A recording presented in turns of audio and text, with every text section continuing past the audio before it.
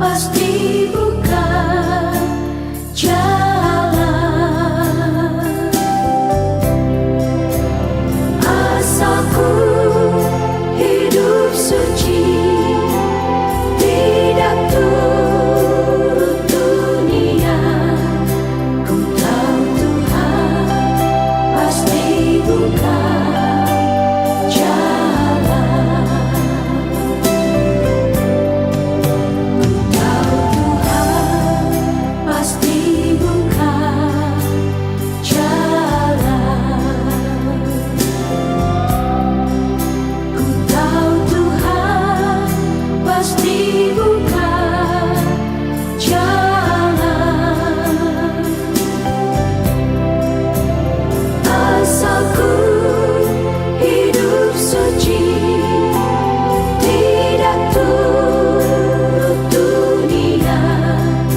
Ku tahu Tuhan pasti bukan jalan.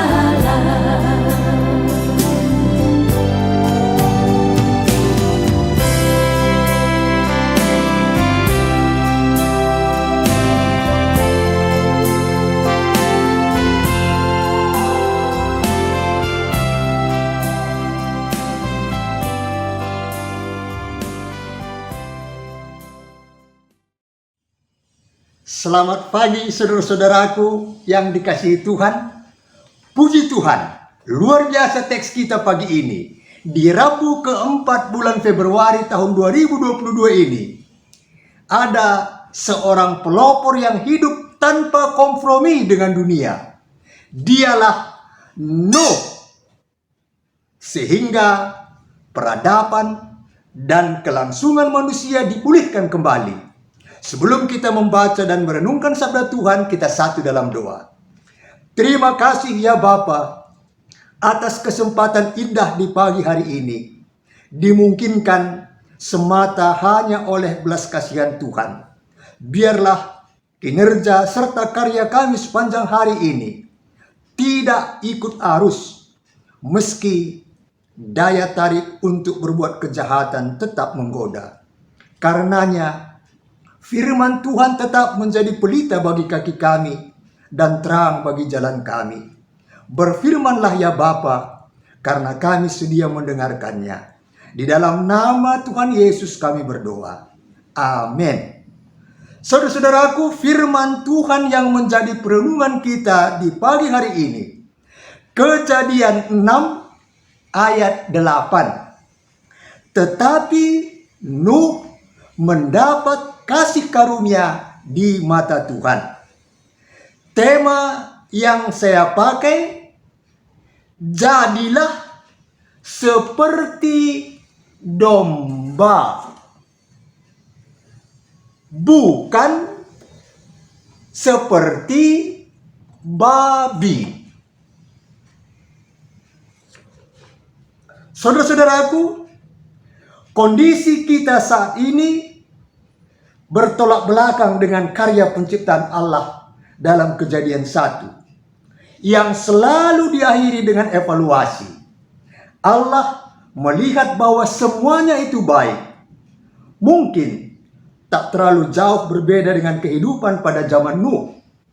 Sebuah kisah bagaimana kejahatan manusia yang luar biasa, moral manusia yang merosot, kejahatan yang merajalela di mana-mana. Sampai ada kata-kata menyesal. Artinya Allah menjadi sedih dan tersakiti karena dosa yang dibuat manusia ciptaannya. Karenanya Allah menghukum manusia dengan cara menghapuskan manusia dari muka bumi melalui air bah. Saudara-saudaraku, kita bersyukur di pagi hari ini sosok Nuh, manusia yang hidup bergaul baik dengan Tuhan, dapat menginspirasi kita. Luar biasa predikat yang melekat dalam diri Nuh.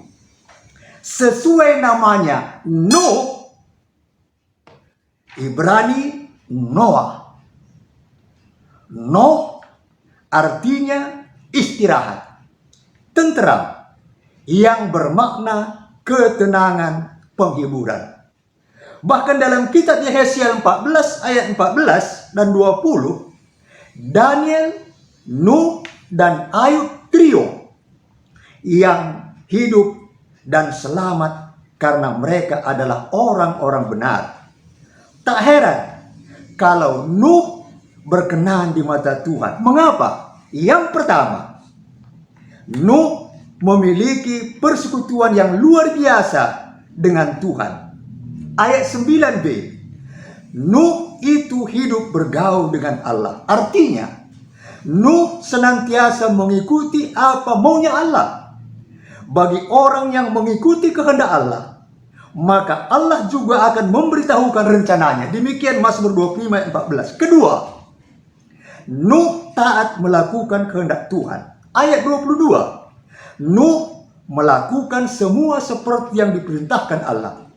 Sekalipun perintah Tuhan sulit dan tidak masuk akal, tetapi Nuh tidak mengeluh, tidak berdalih, tidak menolak, tetapi taat setiap saat. Nuh tidak hanya menerima belas kasihan, mercy, tetapi kasih karunia, grace. Untuk membedakan belas kasihan dengan kasih karunia, katakanlah, Anda membunuh anak saya. Kalau Anda sebagai pembunuh dihukum mati, dan saya membiarkan hukuman mati berlaku, maka itu adalah keadilan. Tetapi, jika saya mengatakan, Anda sebagai pembunuh, jangan dihukum mati, itu namanya belas kasihan. Anda sebagai pembunuh tidak menerima hukuman yang seharusnya Anda terima sesuai kejahatan Anda sebagai pembunuh. Namun saudara-saudaraku, saya justru menerima Anda sebagai pembunuh anak saya dan malahan mengadopsi Anda menjadi anak saya dan memberikan kasih sayang saya dan hak istimewa serta warisan yang hendak saya berikan kepada anak saya. Inilah namanya kasih karunia atau anugerah. Saudara-saudaraku, siapa yang bergaul baik dengan Allah tak akan terhapus dari hadapan Allah. Sebaliknya, siapa yang hidup melawan Allah dan menikmati kubangan dosa akan dihapus hidupnya oleh Tuhan. Ibarat domba dengan babi, memang sama-sama hewan, tetapi punya tabiat yang sangat berbeda. Domba kalau jatuh ke dalam kubangan lumpur, maka secara spontan akan berusaha keluar dari kubangan lumpur itu. Karena domba adalah binatang yang tidak suka dengan hal yang kotor. Tetapi babi kalau jatuh ke dalam kubangan lumpur, justru semakin asik menikmati kubangan lumpur itu. Seperti pada gambar ini, tak punya inisiatif untuk keluar dari kubangan lumpur. Karena memang babi adalah binatang yang suka dengan kubangan lumpur yang kotor. Saudara-saudaraku, predikat kita pengikut Tuhan seperti domba dan bukan seperti babi. Artinya, kita bisa saja jatuh ke dalam dosa, tetapi pasti segera bangkit dan bertobat dari dosa. Jangan meniru kelakuan babi yang selalu menikmati dosa, menganggap dosa biasa-biasa saja, dan tetap terikat dalam belenggu dosa. Apakah dalam bentuk miras, narkoba, seks bebas, candu digital, korupsi, penipuan, hoax, dan mengabaikan Tuhan. Mana yang Anda pilih? Hidup bergaul dengan Allah atau hidup dalam dosa, taat kepada Allah atau melawan Allah, terang atau gelap, hitam atau putih.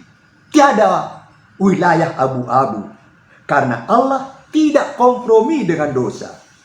Tuhan sedang mencari Nuh masa kini, yakni orang yang taat melakukan kehendak Allah.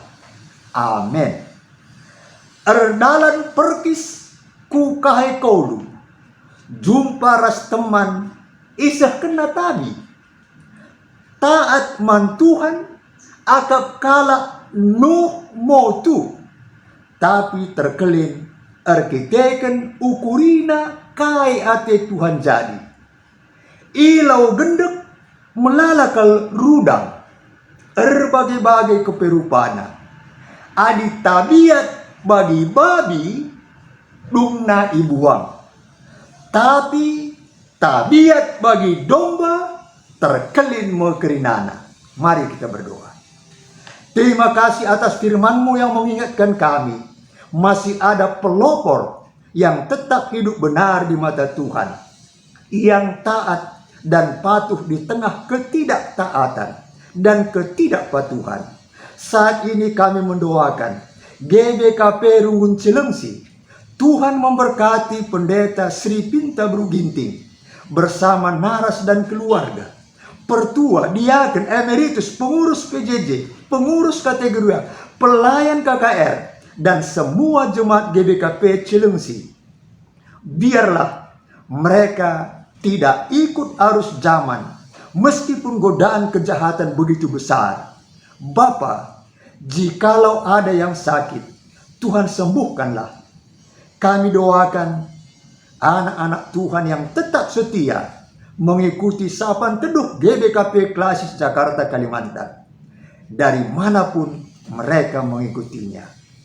Kami tetap mendoakan pemerintah kami, dari pusat sampai ke daerah-daerah terluar, terpencil, tertinggal.